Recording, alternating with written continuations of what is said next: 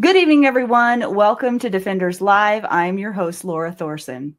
Kirk Holmer is a husband, father of 5, retired Army Special Forces Senior Sergeant and Medical Sergeant, 3-time Tactical Games National Champion, and a student of human performance with degrees in psychology and sports performance psychology. Over a 22-year Special Forces career, he served around the world, trained military and law enforcement personnel across multiple continents, and held numerous leadership and instructor positions. Today, he continues to train others while focusing on what drives performance under pressure, both physically and mentally. In this conversation tonight, we're talking about stress, confidence, resilience, human performance, and Kirk's vision behind the Total Operator Challenge. If you've ever wondered how to perform better when life gets difficult, stay focused when the pressure is on, and continue growing long after you've achieved success, then you'll want to stick around for this conversation tonight. If you don't want to miss another episode, head to defenders-live.com and become a free subscriber. That way, every new episode gets delivered straight to your inbox. And if you're looking for top-tier firearms and self-defense training, go to defenders-usa.com and check the calendar to see what's coming to your area this year. Thank you for coming on. I'm really excited for our conversation. I'm not sure if you're a fan of the show or if you've watched much of me, but human performance and psychology and all of the things that you geek out about, I also geek out about, except you know way more about it than I do. So I'm looking forward to picking your brain. I don't know if that's true, but yeah.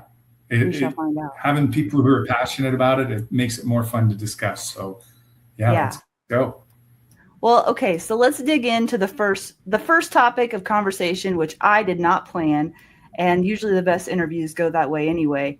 But I asked you if you watched the Freedom 250 UFC fight last night, and you said you didn't, and I was really disappointed because I wanted to talk about the Gaethje fight, and I can't remember the last name of the guy that he was up against. It was like Topuria, I think, and Topuria was the reigning champion of whatever division they were in. Forgive me, all you fighting fans. I don't know all the details. I just know that the fight was awesome. And Gaethje pulled it out in, I think, the 3rd round. And it was an absolute, just like brutal and beautiful, like test of the human spirit, in my opinion. And both contenders were extremely well-rounded as a fighter. They were very tactical in their approaches. They were like snipers with their fists and their legs. And they were really handing it to each other. It was a really good matchup. But the differentiator ended up being ultimately, in my opinion, a test of true, like, when the stakes are high and you're down, like, what do you do to come back? Because Justin at one point was pretty much like down, but he refused to stop. He refused to quit, and he pulled something out of somewhere deep inside himself to come back and ultimately be more durable overall. And I know it was partly his physical conditioning, but there was a layer of something else going on there. And the only thing I can think of is grit. It was something deeper than just skill, talent, and training. And so I just thought that might be a good opener for your opinion on what might be going on there. Yeah. So, when you start looking at like combat sports and things like that, there's so many different amazing layers. And I think it's important to understand and like really appreciate some of the things that you talked about. Like when you watch that event, that's the culmination of so many hours and a lifestyle of work and like the culmination of characteristics and just desire that these people have poured into preparing for that moment. Yeah. So, and it's always interesting because no matter what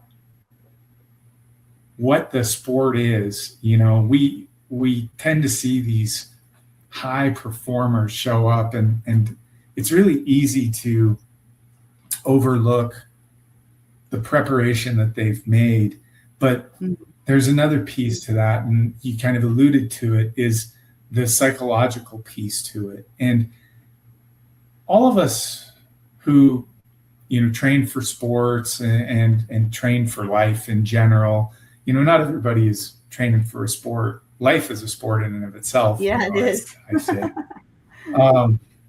And I mean, if you're doing it right, it is. So everybody who trains for something, has a workout routine to, harden their body and to strengthen them and improve their overall fitness level.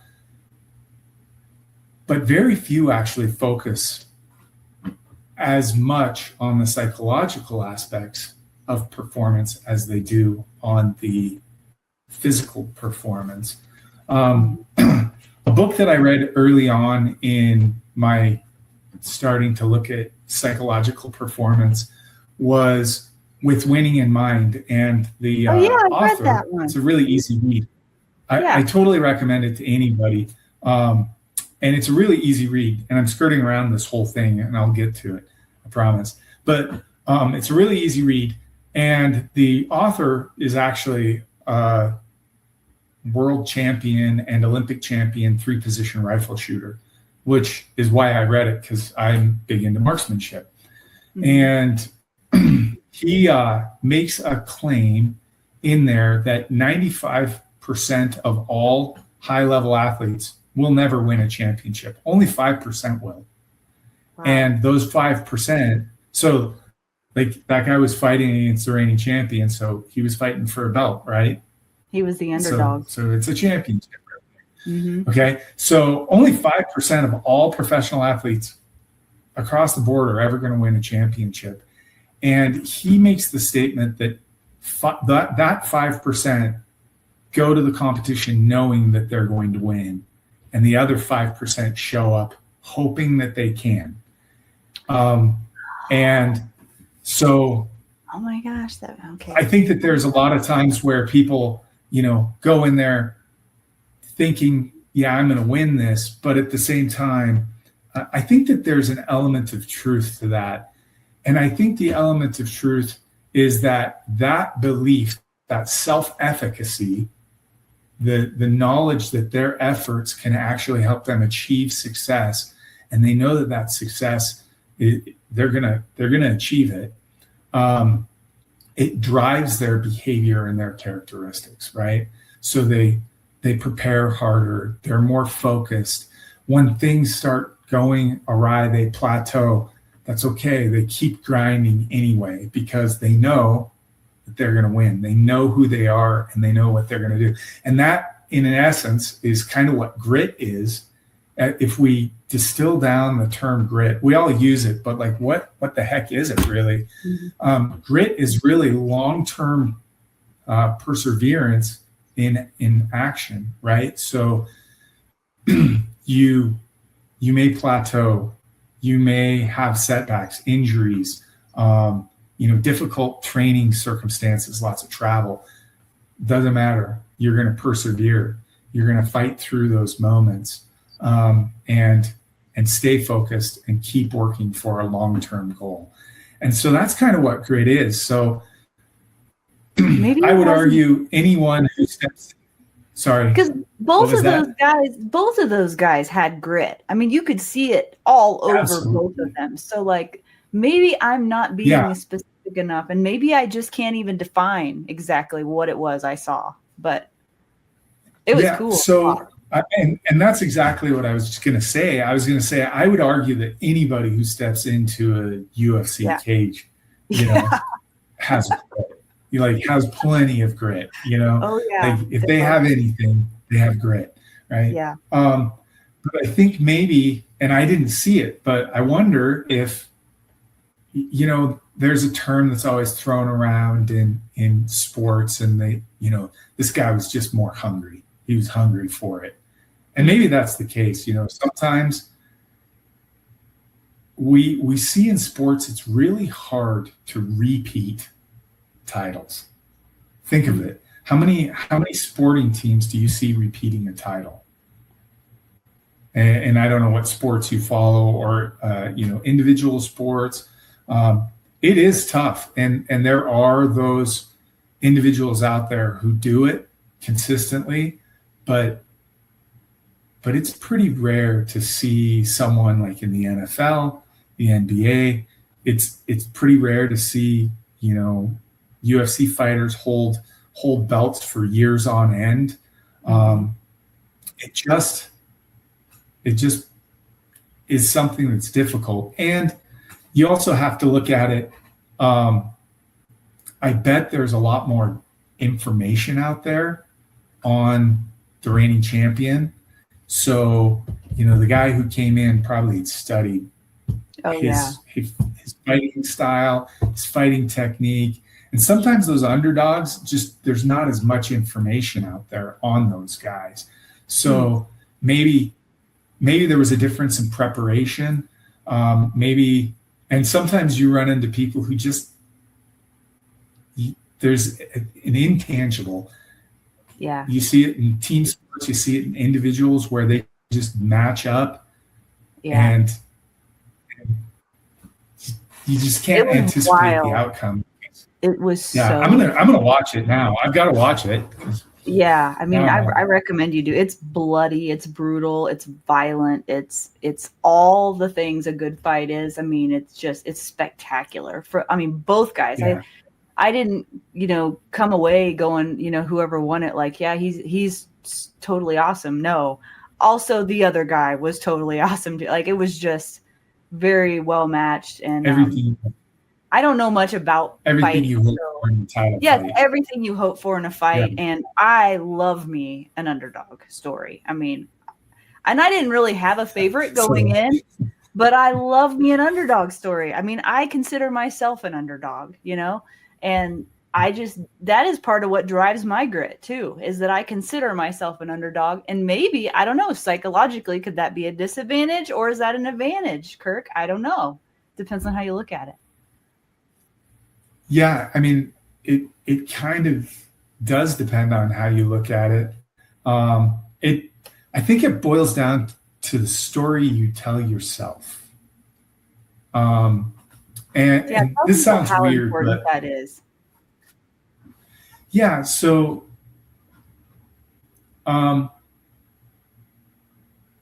there's definitely a connection between the physical body and the mind, right?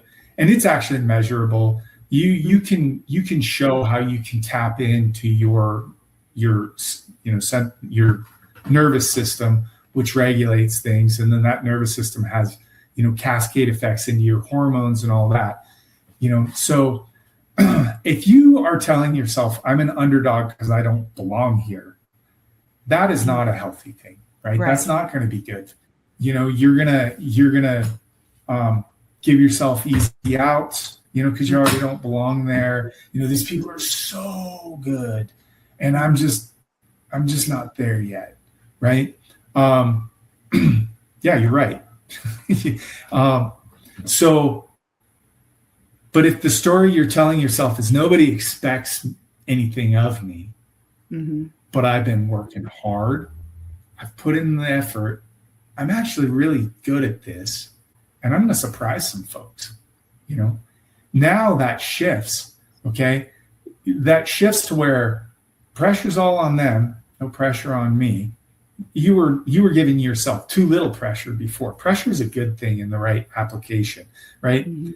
But too much pressure is also bad. It's this cool little inverted U, inverted U. It's different for everyone too, right? How much they need. Yes, absolutely different. Yeah. Right. Different for everyone. Some people operate really well in high pressure. Some people need to be kind of in the middle, and some people, need very little pressure to do their best work. So the story you tell yourself places you somewhere on that, pressure, stress continuum. And if you can learn what motivates you and where you operate best, that's the story you need to be telling yourself. So let me give you an example, kind of in my rambling, to make it a little bit more tangible. So when I started, sorry, I may have a little bit of ADHD somewhere. It's all right. Lots of TBIs. So when I got involved in competitive shooting, I shot a lot in the military in a competitive program that they have. And you can earn badges, and the pinnacle of it, and you can also do this in the civilian world, the pinnacle of this competition series is becoming a distinguished marksman. And in the military, there's two different distinguished badges. There's distinguished pistol shot and distinguished rifleman.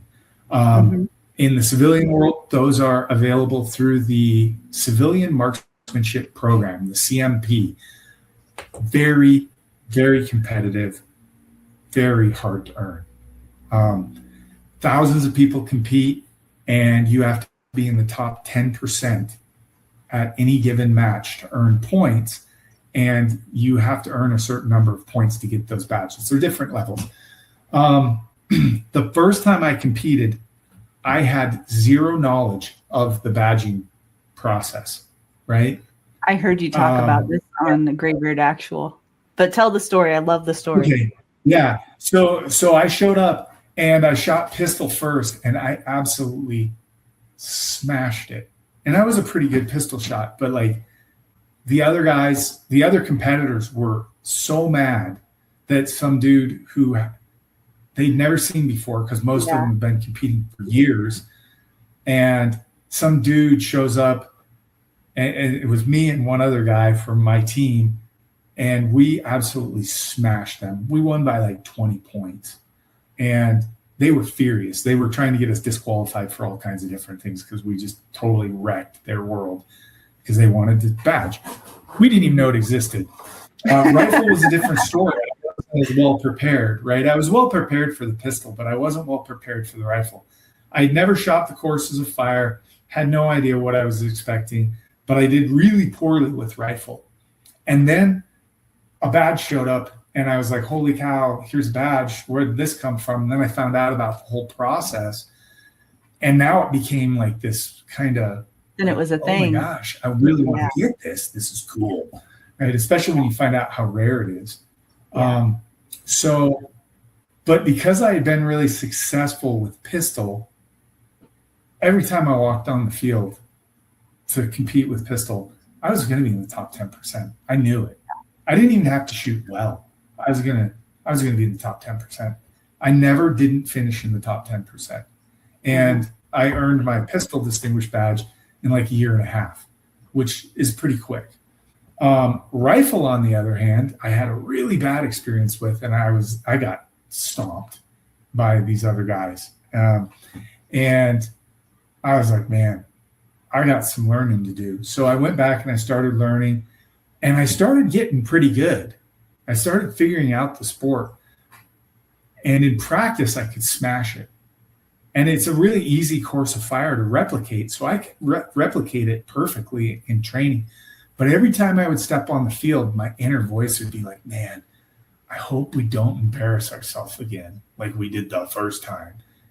And inevitably, I found a new way to make that voice, man, I'm sorry, we totally embarrassed ourselves again. But it became a self-fulfilling prophecy. Yeah. And so the reason I got involved in sports psychology is I was talking to a guy at a course that I was at for the military, and he said, have you ever thought about talking to a sports psychologist? And I was like, I don't really like psychologists. That's kind of a thing across the board for us military guys. I don't really like psychologists. They're just going to find out I'm crazy. He said, yeah, you should call him. And I called the guy just because I was like, hey, why not give it a try? Why not find out if he can help me? Yeah. And we went over like some of the most simple, basic things, but it completely transformed how I performed on the field. Because, when that voice started saying, oh man, I hope we don't do something stupid like the last time. Everybody's going to laugh at us. This is your one chance, because you can only compete at Don't the time. mess it up. When I was competing, you could only take three chances at scoring points a year, right? So you only got 3 opportunities to score points. And that was even if you could find a match, right? So it was really, you had to perform under pressure. And I just found ways to talk myself out of performing under pressure. But when we went over these simple things like imagery, positive thought stopping, positive self-talk, it changed the way I performed. And I went from, completely embarrassing myself every time to all of a sudden I was in the top, 10% straight through for the last few matches. And I actually got my distinguished rifleman badge on my last competition in my career. I didn't know it was going to be my last, but because of COVID in 2020, it ended my competition, my military competition a year early, which was a bummer, but I did manage to get those 2 distinguished badges. And I really credit my friend Austin Bernstein, the sports psych that I worked with, for helping me get past that. Because had I continued doing everything the same, it would have been the same result. So I really credit him for helping me break through that. So the story you tell yourself, like, oh my gosh, our emotions and our thoughts are going to very frequently try to protect us from dangerous situations. Sure. And we don't always need a tiger in the bushes to be considered a dangerous situation. Yeah. Social situations can be determined to be dangerous, right? Right. So, oh my gosh, I don't want to embarrass myself. Does not know the difference, right? Is that actually true? No. So if you're visualizing something positive or negative, your body doesn't know the difference. Is that correct? Yeah. So something, your body, your mind is very powerful in that aspect. And so if you let the negative thoughts run wild, like I've got a deadline, oh my gosh, there's no way your nervous system is going to you're going to go into sympathetic, you're going to go into your fight or flight, you're going to start looking for threats, right? Our actual senses change. We start looking for threats when we go into our fight or flight, into the sympathetic nervous system, right? So our eyesight, our hearing, everything changes. Our heart rate increases, our cortisol levels jack up. We start seeing a decrease in, positive hormones like testosterone and things like that. And we stop thinking critically. We start thinking catastrophically, right? And so what we want to learn to do is be able to take ourselves back into a situation where we can calm back down and we can focus and we can think and we can gate our attention to what we need to do to be successful, right? So the story that I told myself after I started learning these things is, hey, though things went poorly in the past, I am not the same person. I am not the same competitor I was then.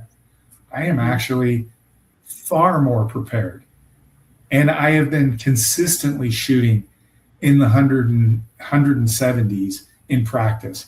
And that is going to be more than sufficient to place in this match. So I could tell myself, yeah, all I have to do is an average effort and I'm good.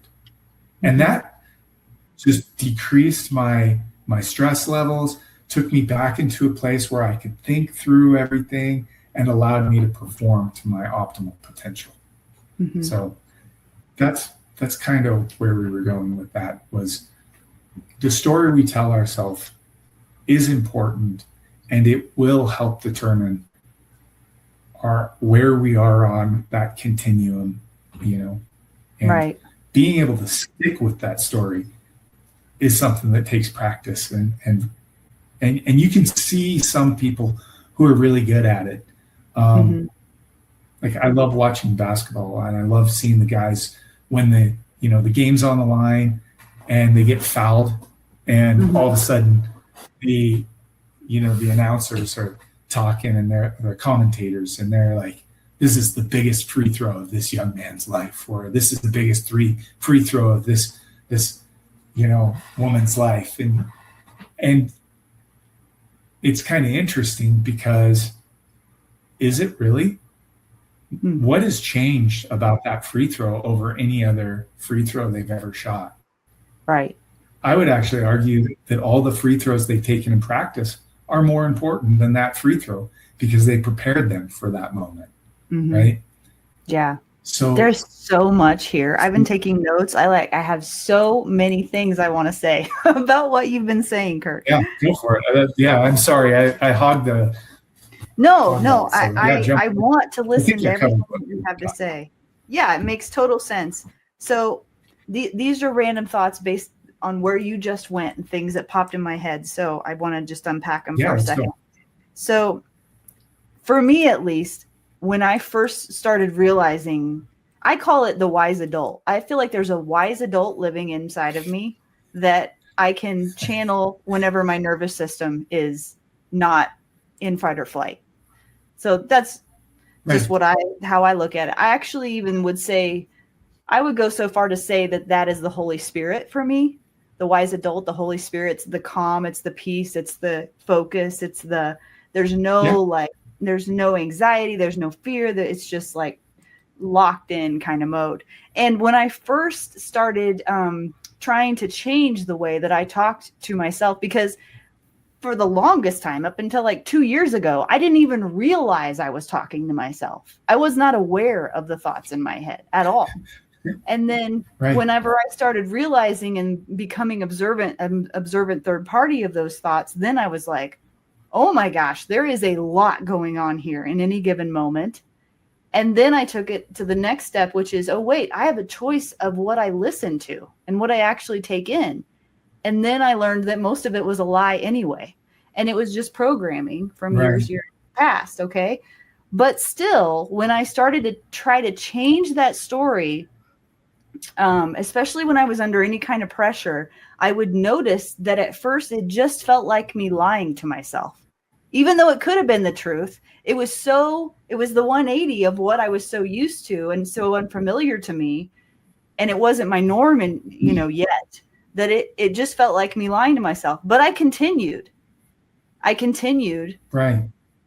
saying what I wanted to be true, or that I hoped was true. I mean, at first it was hope. It was just like, I am going to say that I am strong and that I am capable and that I can do this, even if I don't feel like I can right now. And at first it felt like a lie, but the longer you tell yourself anything, the more it becomes true over time. And then what actually happened was I became stronger as a result of that. Right. So you became stronger as a result of allowing yourself to step into that space with some confidence and put in the work that you needed to get there. And so what you were developing is self-efficacy, right? You started realizing that, hey, my efforts and my hard work do have an effect on my life. And so that's really interesting, because when we start looking at the pillars of human motivation, right? And this goes back to the self-determination theory, which is a really well accepted theory of motivation. There are three pillars. Autonomy, right? And autonomy sometimes is somewhat mistaken. Like, you don't have to have the ability to say, no, I want to go right, and somebody tells you, no, you have to go left.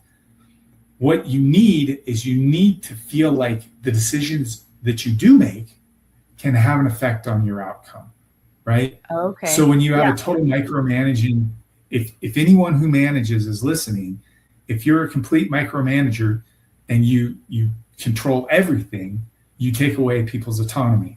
If you give them, if you have people that you don't feel are competent enough to run things yet, one, you need to train them to become competent, because that's the second pillar. All right. And then you need to start giving them more ability to make decisions that actually affect the outcome in a positive way. You need to figure out how to structure it to where they can't sabotage it, but they can make decisions that are going to help them improve. So autonomy, competence, right? And competence is built. Like any one of us who starts a new activity, we go through different phases. We start off thinking probably that we're awesome because there's the Dunning-Kruger effect. You don't know enough to know that you don't know anything, right? And when you start, you're like, oh my gosh, this is hard. And you become consciously incompetent. You don't know anything, but now you know you don't know anything. And then you have to invest time and effort to become consciously competent, where if you focus, you can still be successful. And then over time, you enter into a realm where you are unconsciously competent, right? So now it's just in your nervous system. You can think of millions of different things. I mean, driving home sometimes. Like if you've been driving, I'm sure you've all had it where your mind is just running a mile a minute, and you get home and you're like, oh, crud. It's kind of scary. I remember leaving, I was just, geez, how much attention did I actually pay to everything when you're driving? Hopefully, maybe it's just me, but I don't think it is. I think most people experience that where they just were kind of on autopilot. Well, it's because you are pretty competent at driving at that point. You know, you have a lot of repetitions on that route. So competence is the second pillar. And then the third pillar is relatedness. So you need to feel like you're part of something. Humans are largely herd animals, and we tend to gravitate towards groups, and we want to feel like we're a part of something, right? And that's a good thing. And we all vary in different degrees. Some people are a lot more, they're very happy being by themselves, right? But all of us need somebody in some form or fashion. And we like to feel related. Yeah. And we love, now the term is, we want to be around like-minded people, which is great, but it's also a little bit overused today. I think it's good to be around people who are different than you too, because then it allows you to diversify and avoid biases, unnecessary biases, and just echo chambers. So I think it's great. And plus, you might find out that there are other cool things out there. I can think of certain things that I really enjoy in life that, I'm like, man, I never thought I would have liked that, but it was pretty cool. Yeah, I feel that way about the tactical games because I had the identity of a person who was not an athlete my entire life. I've never been an athlete my entire life. And now I'm starting to understand that actually I am becoming an athlete through what I'm doing and the work I'm putting in, and actually can legitimately call myself that. But there is still that voice in there that may never leave fully. That's like, who the hell do you think you are? And that's a strong voice sometimes. And in my worst moments, that voice wants to take over, but that's the battle I fight in my own mind. Everyone has a battle, right? But I wanted to say something about, when you were talking about the competition that you went to, that you just smashed everybody there in the pistol. I wanted to touch on something because I did my first tactical game skirmish last fall. And prior to that, I'd never had any experience with tactical games at all. And I'm competing in my first regionals next month. And I went to that skirmish just so green, so bright-eyed, like no clue what I was walking into. I had prepared myself as well as one could. I was ready for rope climbs. I was ready for sprinting. I was ready for long range, short range. I mean, everything. I was just like, and that's what I love and hate about it is like, there are so many variables. You just don't know what's going to get thrown at you. But I think part of the reason that I did as well as I did, and I'm not saying I smashed anything, but I did better than I expected, I guess, was because I think there is something for me, at least, about the novelty of something new and stepping into that without any idea of who anyone is. I love going to places where I know no one. I don't know who the elite person is. I don't know who the worst person is. I don't care. I don't want to know. I just want to go into a new environment and just see where I end up in the mix. You know what I mean? And so I think the novelty of it was really exciting for me, because it was like the expectation wasn't there. There wasn't any kind of, I'd never done it before. And then usually what happens, and not always, sometimes I just get totally annihilated, but most of the time I can hang in there. I really can. Even if I'm not like the best of the best, I can usually hold my own. And then I hate to say it, and I don't know where this comes from, probably my past, but when I can outwork guys in the tactical games, there is a special kind of satisfaction I get from that. Yeah, I totally get that. And so I think that's kind of an interesting thing, what you just talked about. And it kind of goes back to curiosity, right? So approaching it instead of like maybe you didn't have any like huge goals, or maybe you did have goals, because there's different types of goals. And I think this is kind of a psychological skill that most people don't really value or know how to use. But there's different types of goals, and everybody knows about an outcome goal, right? Mm-hmm. I'm going to go, I want to go win first place. Mm-hmm. Okay. And you know what? The fact of the matter is, outcome goals, a lot of the time, are outside of your control, you know, because it's like there's those unknowns, you know, that talking about the tactical games, you have a squib, or you have a case separation, or your in one stage. My bolt broke in half on my rifle. Or your bolt breaks in half in the middle of the stage, right? So, and I've seen all of those happen in the tactical games, right?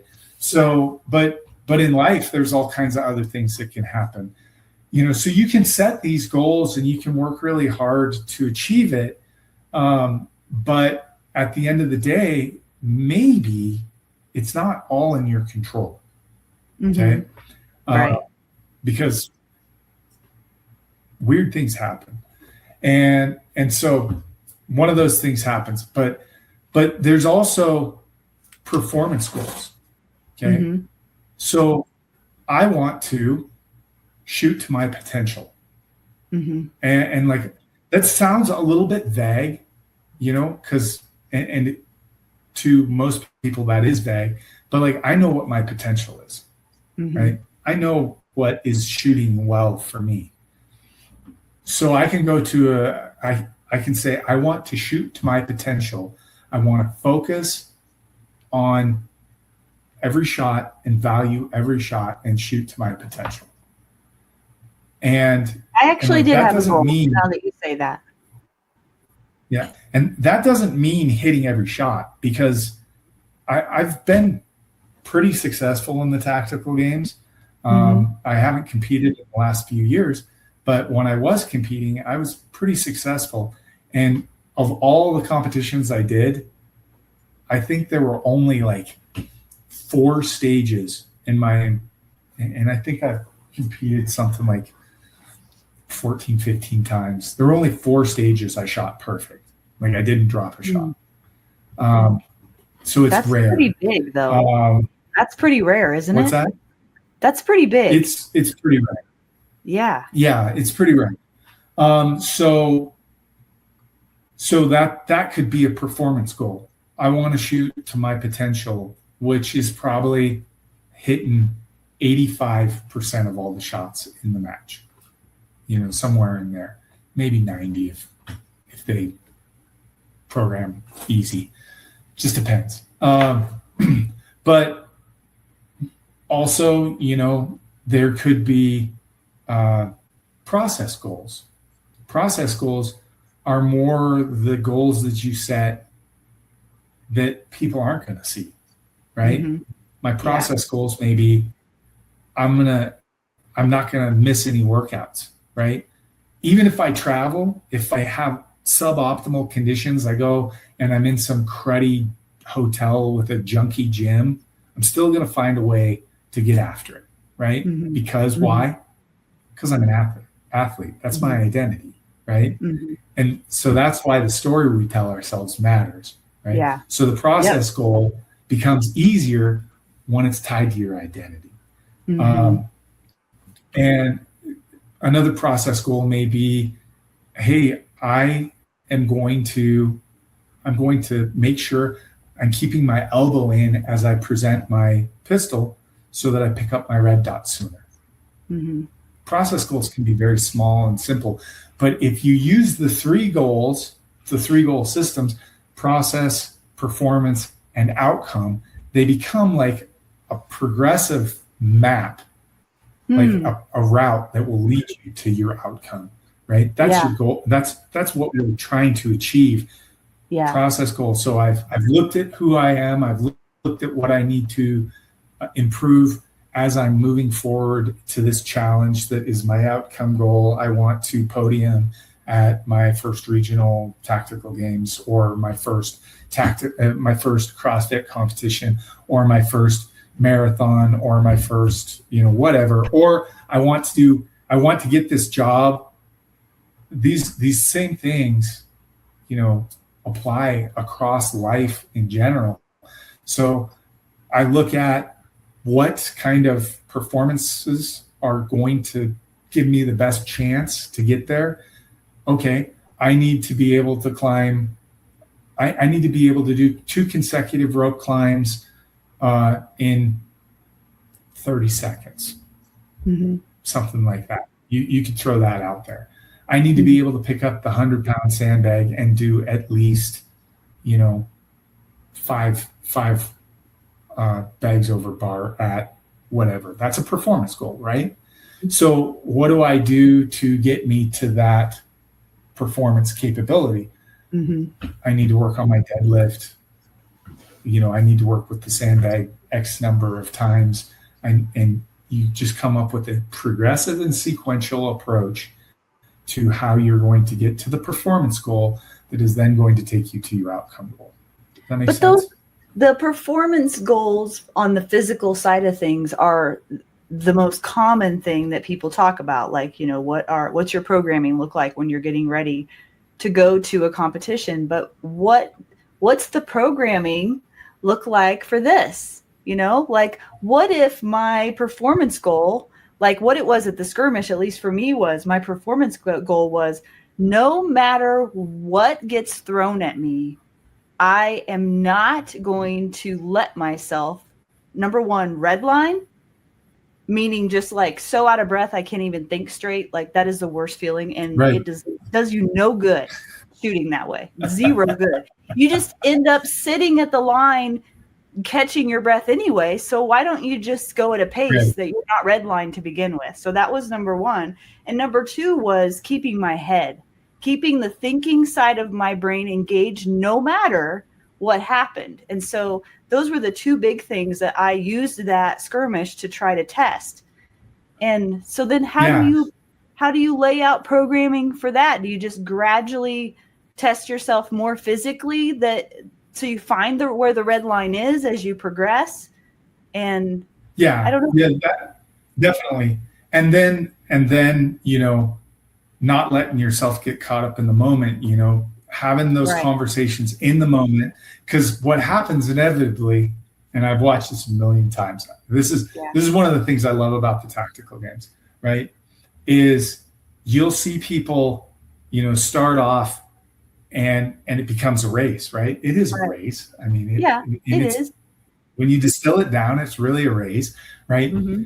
So they start racing, and then that race carries over into the shooting, right? And people will go in there and you'll see them just shooting so fast, and other people will shoot at the same pace because they don't want to get beat, right? They don't want that person to get ahead of them. So they'll just shoot.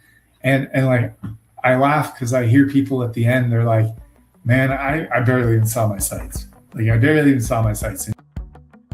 If you've been listening to Defenders Live and something in you knows it's time to go deeper, not just in your training, but in your life, become a paid subscriber of Defenders Live. Each month we meet for a live group call, having real conversations about physical growth, emotional discipline, and spiritual strength. You'll be part of a growing community of people just like you, committed to becoming true defenders of life and of their families. This isn't about being perfect. It's about showing up, doing the work, and not doing it alone. So go to defenders-live.com and become a paid subscriber and take your next step toward becoming the kind of defender this world desperately needs.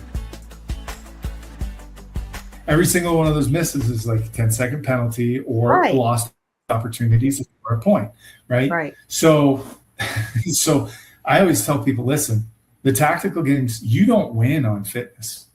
You win on the shooting. You win on the shooting. The fitness gets you to the firing line, but the shooting wins it. And I mean, I will be honest with you. I have competed against guys. Yeah, I have competed against guys. A lot of people go into the tactical games CrossFit heavy. They come in as athletes, not shooters. I'm coming in as a shooter, not an athlete. So I don't know if I don't know. It could go either way, but it makes me feel a little bit better to hear you say that. Well, I definitely was not a CrossFit athlete when I came in. My fitness in the military had been very heavily focused towards endurance, So because of the mission sets that we had and things like that, what I was good at was running and rucking. And then when I made the determination that I wanted to compete in the tactical games, I looked at it and I said, this is really heavily, and it's evolved over the years. When I started, it wasn't nearly as heavy as it is now, right? The fitness, the lifting and all of that wasn't nearly as heavy. It wasn't nearly as technical. You wouldn't see a bike erg or a ski erg. Those were not on the field at the time. Back in the good old days. Back in the good old days, in 2020 when I competed the first time, it wasn't like that, But I looked at it and I said, man, I've got to get stronger if I want to compete, because I don't deadlift, I don't pick up sandbags, I don't do these kind of things. So I had to change the way that I worked out, and I actually had to kind of change my identity as an athlete over years to be able to compete at high levels in the tactical games. And that's okay. It goes back to what we were talking about. I looked at my process goals. Or my performance goals. I have to be able to do these kind of workouts. So how am I going to do that? Well, I need to start doing, putting effort into things like clean and jerks, things like deadlifting, being able to carry sandbags, increasing your grip strength, because all the farmers carries and rope climbs. So I had to change my identity as an athlete. And at first I was the first CrossFit class that I went to, I time capped. I got beat by all the soccer moms. You did not. Did you really? No, I did. I honestly did. I went in there and it absolutely hurt my ego, very badly. Now, to be fair, if I went and did that CrossFit workout today, those women would kill me again, because I still stink at toes to bars. And it was like assault bike and toes to bar.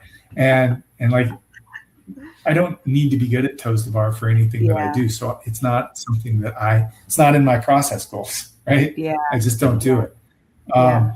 So it's funny. Yeah. I got absolutely completely stomped my first CrossFit class, and I walked away from it.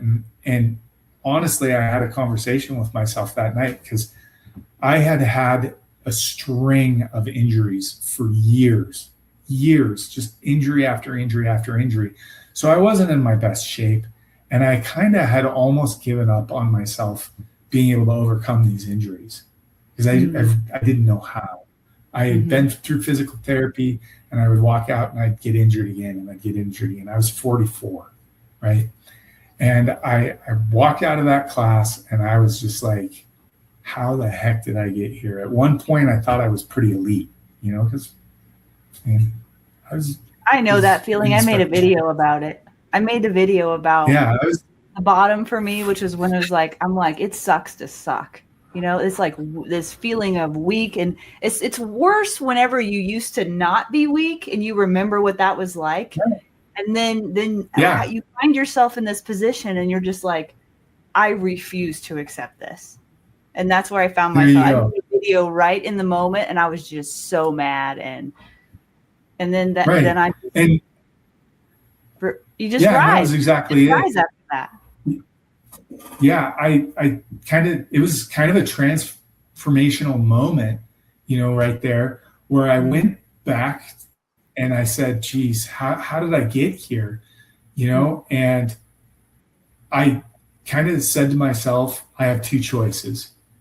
I can just quietly go into retirement and be one of those guys that I see, 6 months after retirement, that looks like they've eaten multiple McDonald's, like the entire restaurant, and they got the lunch blister on, and they look unhealthy, and they're miserable, right? I could be that guy. I had all the excuses.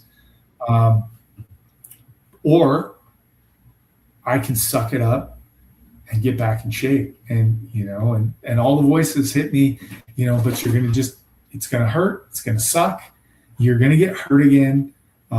Every time we try to get back in shape, you get injured. And I said, you know what? To be completely honest, I hurt all the time anyway, because my back hurt, my hips hurt, my shoulders were hurting. I have arthritis in hips and shoulders. I have very severe, back issues, L4 and L5. I have a gift from a car bomber, my neck is jacked up.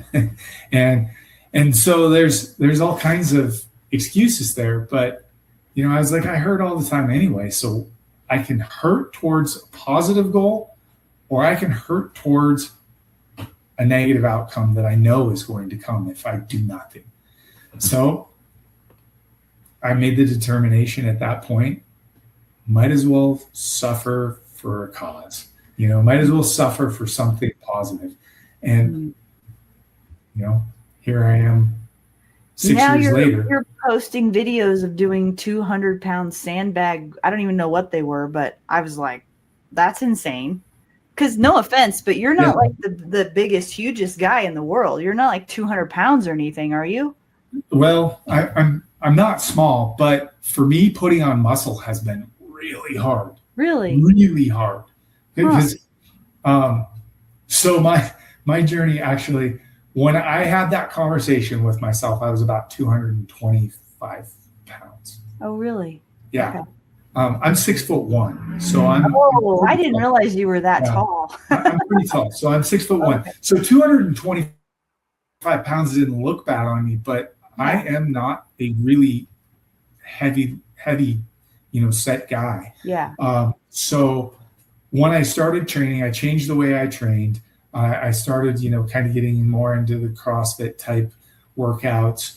I wasn't running all the time or rucking all the time like I had been. And from January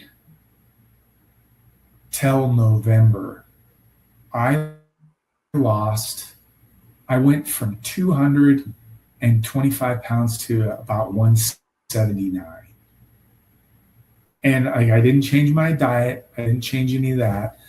Um, one thing I did do is I did go in and get my hormones checked because I felt terrible all the time. I went in and got my hormones checked and found out my testosterone levels were like non-existent. Okay. Yeah. So started working on improving those. I never started TRT. I don't do TRT, but I started, working to balance my hormones back out, get that number up, and and it had this amazing effect where I started sleeping again. I started, feeling better overall, and so it wasn't. There were some other changes, but then I started being able to run again. I started being able to run without injury again. So doing strength training and becoming more diversified in my workout approach helped me become more injury resistant, helped balance some imbalances that I had, helped me become more mobile, and helped me become a better rounded, more well-rounded athlete, which was good. And I always considered myself an athlete. I lettered 7 times in high school. I played football, basketball, and track. And then, so I always considered myself an athlete. So then, over time, leaning more towards strength bias, I did build some more muscle. And so now I'm about 195, somewhere in there. And that's where I feel pretty good. I'd like to be maybe 5-10 pounds lighter, so it didn't hurt as much to run. But at 50, hey, I'm still running, so that's pretty good. That's a good story. I want to touch on the Total Operator Challenge. I didn't get a chance. By the time you emailed me, I hadn't gotten a chance to look at it. So tell me all about what that is. So, all right. Yeah. So the Total Operator Challenge. When I was in the military, I had the opportunity to run all kinds of training events and competition programs. And I loved that. I always loved putting together competitions for guys and tests. When I was testing their combat marksmanship or their sniper skills, I loved putting together stress tests, right? Yeah. And then when I retired, I found the tactical games. Oh, let me back up a little bit more. Also, when I was in the military, I had the opportunity to do a number of disaster relief missions and civil unrest missions.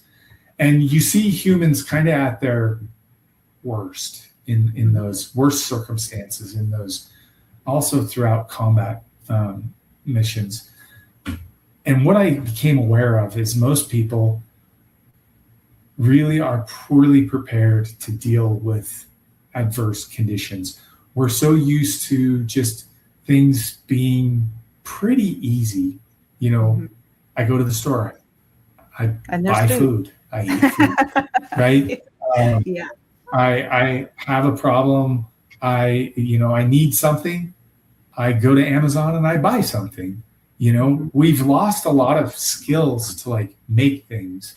We've lost a lot of skills to procure food. We've lost a lot of skills to, I want to go from point A to point B. I put it in Google and it tells me where to go, right? So we've lost a lot of what I call fieldcraft skills or survival skills. And so I started doing I came in contact with the tactical games. The tactical games, helped me a lot to improve as an athlete and regain my athlete identity. And I love that. And I loved a lot of the things the tactical games was doing, but there were certain things that I wanted to incorporate into a competition series as well. And also I feel like the bar for entry for the tactical games is pretty high. It feels pretty high to me right now. Yeah. And the thing is if you can't meet the gates that they have, like, can you pick up a 100-pound sandbag? If you can't pick up a 100-pound sandbag, you end up standing there staring at a 100-pound sandbag while everybody else competes, and you just stand there. And, and though I see the value for that as a competition, right? Because competitions should have standards. But I also like to see people make decisions. And I like to see people leverage their skills and their competencies. And I like to see them dig into their grit, right? And like, no amount of grit, if you don't have the muscle mass to pick up a heavy object, no amount of grit is going to help you do that in the moment. So you're just going to stand there and feel like a failure. So I wanted to provide another type of competition where we're addressing some of those things. Number one, the Total Operator Challenge is like the tactical games at its core, a shooting competition. It has fitness elements. One difference is there will never be a separation of fitness and shooting, right? If there is shooting, if there is fitness, there will be shooting, because as a former operator, fitness was very important, but it was a vehicle to get me. My fitness was to create a vehicle to carry my skills to an objective. And that sounds weird, but if the guy was capable of running a 10-minute mile, but he had no skills, or a 10-minute 2 miles, sorry, 10-minute mile is not super. Let's say he could run a 4-minute mile, but he had no skills, right? He's not going to be an operator, right? You have to have the skills. I would rather have a guy who can only run a 7-minute mile, but is good at tactics, a good shot, can be an asset on the objective, right? So the skills are always what's going to make you successful as an operator. Fitness makes you more durable as long as it's coupled with mindset, right? But it in and of itself is not the optimal goal, right? Yeah. So I guess that you won't see an event where it's like, hey, go run 10 miles, or hey, jump on a bike and nug out a bunch of calories in a set amount of time. It's always going to be shooting. There will be no exercise, like ergs at all. No skier. I already like it better already. Yeah. So it's going to be how you move your body. There will be odd objects. We're going to have sandbags, but the way we're approaching sandbags is you are going to have a total work output that you have to perform. So let's say you have to perform 200 pounds of effort. Okay. Work scientifically is defined as weight times distance. There's an element of time put in there, but weight times distance, right? So if you are strong and you can pick up and do 200 pounds in one go, cool, 200 pounds in one go. If you're, say, hey, I haven't hit that point in my life yet, I want to get there, I'm working towards it, but my progress hasn't made it there yet, cool. You can do it in 100-pound increments, okay? Or if you're not even there yet, you can do it in 50-pound increments. You just got to do 4 trips, right? As long as you get it done. And so we're providing a path forward for people to continue competing and maybe leveraging their ability. Maybe you've got, maybe you have the ability to operate really fast at 100 pounds, but 200 pounds is just too much for you. So maybe you can make up the difference at 100 pounds, doing twice the trips. Doesn't matter. It's like scaling in a CrossFit workout. We're going to provide those opportunities. The other piece is shooting. Most shooting sports have this is your target. You shoot at that target, and let's say it's even a bullseye match. If you hit the X ring, awesome. If you're off a little bit, you hit the 9 ring or the 10 ring. If you're a little bit further off, 9, 8, 7, 6. you're not having to risk it, for the biscuit or whatever. What we're going to do is we're going to have choices that you have to make based on where you're at in the moment and where you're at in your shooting competency. So you'll have like 3 targets, and they're different point values or different time values. You got a big target that you could probably hit, but then there's a medium-sized target that's going to be worth more, and then there's a smaller target that's going to be worth more. It rewards the people who are really good shooters, but it also rewards people who can make judgment calls in the moment and can say, because we have this concept that I always taught as a marksmanship instructor in the military. It's called the shooter's solution: distance to target, size of target, shooter's ability. And that determines how fast I can engage or how stable I have to be to engage, all of those things. Because shooting a man-sized target at 5 yards requires significantly less effort than shooting a man-sized target at 700 yards. Same target, same shooter, different distance, right? And that is a very important piece of information to have. What is your shooter's solution? So being able to know, hey, and perfect example is one of them I tested out. We call it the tactical 2, because you're going to run 2 miles if you finish it, but you're also going to shoot 10 shooting iterations. And the first 2 runs I shot rifle. And I was like, oh, this is easy. I can't miss. My first group was like nice and tight. I'm like, oh yeah, I'm so good. My next group opened up a little bit. The third group, like I could barely keep it on the target, right? I had 3 line breakers and 2 off. And I was like, okay, it's a medium target from here out, and I had to make the call in the moment, I'm going to shoot the 2. And that worked out for me. So I sacrificed some points, but I didn't lose all of my points. I like that. So it's going to test a lot more, and the format that we're using, you can test a lot more grit too, because I also think grit is just the ability to keep grinding, right? So tactical games is normally shot in a 2-day format. Unless you're doing a skirmish, then you're going to do like 5 stages in a day or 4 stages in a day. Tactical games normally is 4 to 5 stages in a day. Total Operator Challenge, there's 2 ways you can do it. There's going to be 10 events at a Total Operator Challenge, 10 stages that you're going to do. We're going to call them ops. That's keeping the theme of operators, right? So they're operations or ops, right? 6 of them are going to be fitness and shooting. And they're going to be divided into 3 categories: endurance,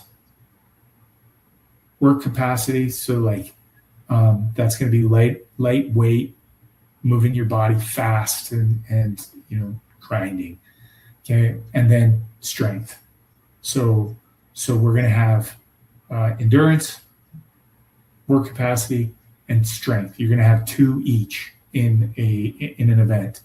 Then there's going to be 2 shooting specific stages. I said we wouldn't separate fitness from shooting, but we will separate shooting from fitness, just because 1, you need some recovery time, and 2, they're really fun. Because are these all in one day? So you can do them all in one day, or you can do them in 2 days. There's a way to do both. And then there's also going to be 2 classes, because in my rambling, I talked about how people weren't prepared for like difficult circumstances. Part of my motivation for creating the Total Operator Challenge is to help people have a venue for improving their skill sets. A lot of people don't know where to go to do this, and they don't even know what they don't know, right? Yeah, I'm in that category. We all know. We just don't. It's just what we don't know, right? We all think we know more than we know until we get exposed. And I want to expose people and give them an opportunity to learn and grow in a low penalty for failure situation, right? So we're going to have 2 classes. This first one, we're going to teach land navigation or orienteering. So if you've never learned to read a map or navigate with a map and compass, great opportunity. And we're probably going to do like tactical emergency casualty care, something in that realm, probably going to focus on hemorrhage control, so stopping bleeds. So you'll get 2 classes out of it too. And those will be, also allow you to like recover a little bit and enjoy the moment. So yeah, that's kind of what the Total Operator Challenge is. We need to put the website up. Yeah, there you go. Total Operator Challenge. Check it out. We're going to continue building. I haven't done a super good job yet, but I also want to make that Total Operator Challenge, and it's on YouTube. Same thing. Total Operator Challenge on YouTube. I'm trying to build kind of a library or a repository of skills, simple skills. There's a lot of lashing and knot tying on there right now. There's some fire starting classes. I also want to get into the medical and land navigation and things like that. It's just been kind of crazy trying to get everything ready. So anyways, our first competition is going to be July 10 through 12 at the Farm Training Center in Fairfield, Utah. And it is going to be available in 2 formats. Okay.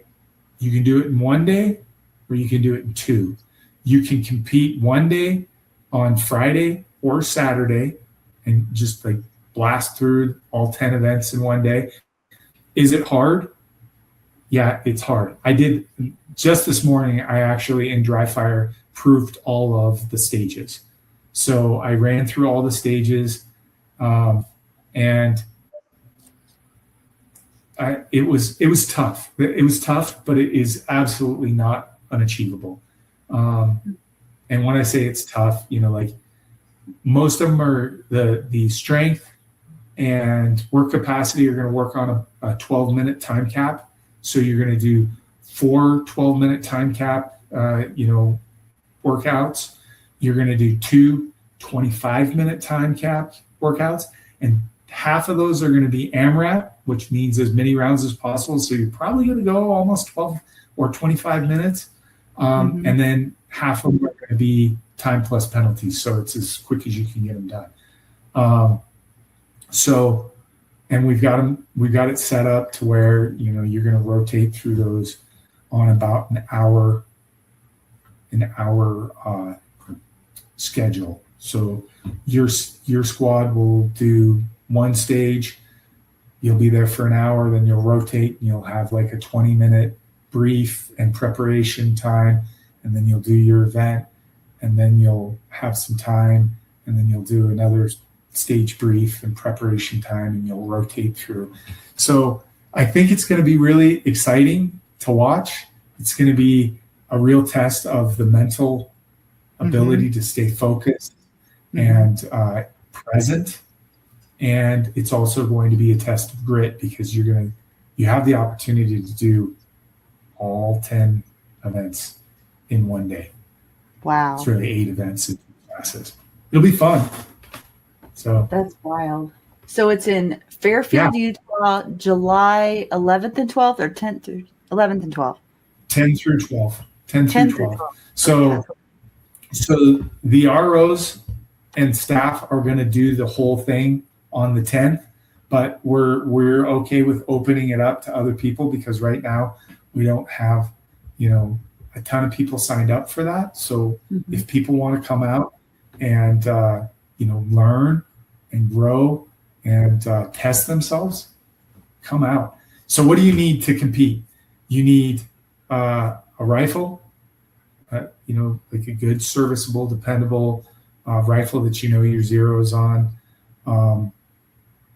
We're talking, most people are probably going to shoot AR-15s. And then you're going to need a good pistol with an outside the waistband, strong side holster. You need 5 magazines for each, and you need a way to carry those 5 magazines. There is no plate carrier requirement there. So literally, if you want to stick your 10 magazines in your pockets, you can. It's not the optimal, but if you don't have that stuff already and you're like, I just want to come try it out and figure out what this is about, cool, come out. Or maybe somebody will have something they can loan you to help you out with it. Anyways, so check out the website, follow us on Instagram, and check out the YouTube channel. And if you have any questions, hit us up on Instagram or on Facebook. I am more than happy to answer any questions. And would love to see some people out there. So those of you that are listening and not watching, on Facebook, he's at Shooter Freedom. Instagram is at Kirk Holmer or Total Operator Challenge. Also, Total Operator Challenge on YouTube. And the website is Total Operator Challenge. Did I get all that right, Kirk? Yep. Okay. TotalOperatorChallenge.com on the website. Yeah. So, and happy to answer any questions you may have about psychology and in performance, and any questions you may have on marksmanship. Love sharing my knowledge on all of those things. Yeah, and you're very free about that as well. Like, we were messaging on Facebook, and I didn't know you at first until I looked up who you were, and you were very helpful. I really appreciate that. That was really kind of you to help out a newbie. Well, I appreciate that. I'm glad I was helpful. Sometimes I'm like, man, people are going to think I'm just such a weirdo. But I didn't know who you were at first, but it was fine. Yeah. It worked out. It's kind of funny because I'm really grateful for the community because I've made some really good friends, some people I consider really good friends, just reaching out and talking to them. And every now and again, I laugh with some of those friends and I'm like, if my kid, decided to go take a shooting class from some weirdo that contacted him on social media, I don't know if I'd be okay with that, but I'm glad we know each other. We live in a different world now, though, don't we?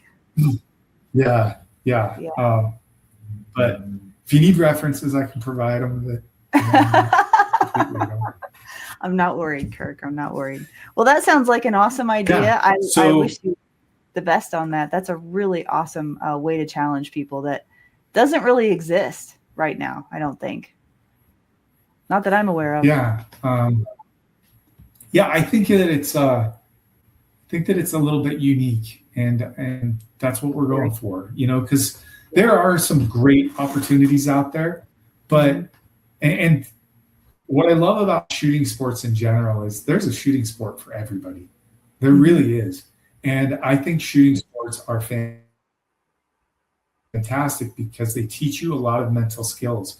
To be truly good at them, you need to learn a lot of discipline, a lot of focus. You've got to learn to be your own cheerleader. You've got to learn to put the past behind you and move forward in a positive direction. Those are all really transferable skills into life, right? Yeah. And when we talk about transferable skills, they're being good at one thing that you can take and use somewhere else. And so I love shooting sports. I encourage people to get involved in them. There's even air gun where you don't even they're not even firearms, right? There's archery, there's literally a shooting sport for everybody. They're not actually violent. You're just punching holes in cardboard or paper, and you're mastering your own mental.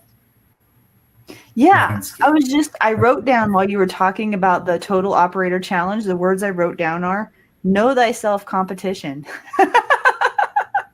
That's what it made me think of, because you have to know yourself really well, what you're capable of, what your strengths are, and what your weaknesses are in order to do well in that challenge, it seems like. So, right. And that's exactly what we're going for, because what valuable information to have, totally. And if you don't know yourself, you are destined, you will never optimize your performance. You will never do it because like we talked about, if you can't really look at your performance and quantify your performance and evaluate it, you're never going to come up with a training plan to fix your weaknesses, and you're just going to continue to, stay where you are. You're going to plateau and stay there. So yeah, that's great. I love that. I love that. So, and our motto kind of is be an asset. And apparently I need to enunciate that more carefully. Somebody said, is it just me, or, does anybody else hear this? I promise, be an asset. And that is a very valuable thing to be, because in crisis, there's liabilities and there's assets. And assets are the ones that can bring skills into the moment and can, keep their head on and can know what they can offer. Sometimes the worst thing is when people think that they can do something, but they can't. And then they get themselves in trouble. And now as a first responder, you got to fix that problem too. That's tough. So yeah, be an asset is what I love that we're going for. So very tempting. I'm going to be running the mileage on how far away that is from me, because I'm not sure where Fairfield is. But yeah, and that's coming right up. Like it is okay. Yeah, south of Salt Lake. So you're probably looking 8 hours. 8 hours. Yeah. 9 hours. Yeah. Yeah. It's only 2 weeks away. 3 weeks away. Well, it's like 3. 3. Yeah. By the time this airs, because this will air next week, it'll be 2 weeks away. Yeah. That's so 2 weeks away, people. But there's still time and there's still slots. And there's still time. Listen to you. Nothing like a cold start, And tell your friends. And sometimes those are very valuable. Like I would, and it's all information, right? If we make it information, it's all data points. So if you come out there and you're like, hey, it's really close, I don't have time to prepare, so I'm just not going to do it. To see where you are. You have to ask yourself, what's your purpose for competing? If your purpose for competing is to win, if that's your outcome goal and your ego can't accept anything else, then you probably shouldn't sign up.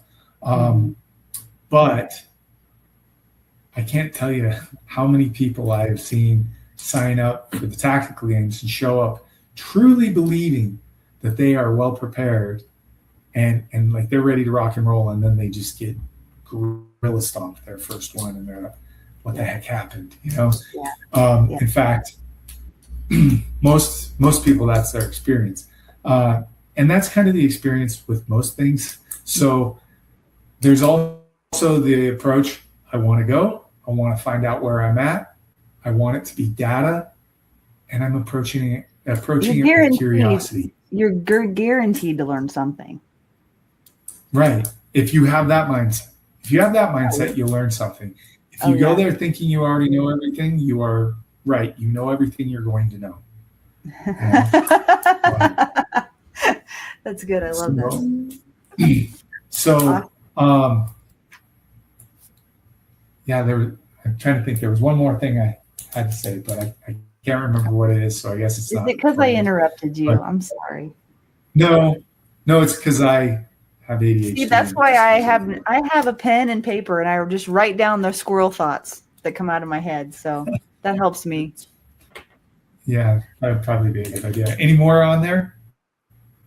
Any more thoughts on that? No, not right now. There was one, but it was from like the first 10 minutes, so it would be circling way back around. So I think this is probably enough for today, but I don't know.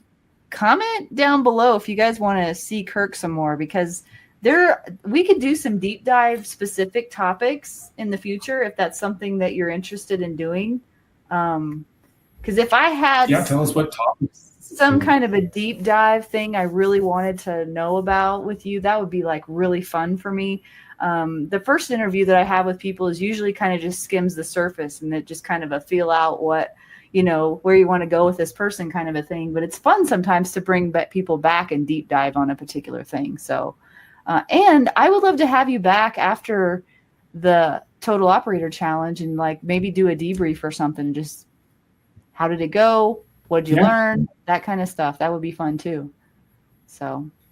Yeah. And we could do the same on your performance, because I'm assuming you're competing in Missoula, right? Yeah. So I think that's the following weekend. It's 2 weekends. So later. I think that's is it 2 weekends later? Mm-hmm. Okay. Yeah. So, that's almost where I grew up, Missoula. I grew up just south of there. So anyways, exciting. I appreciate you. Maybe August we could just talk.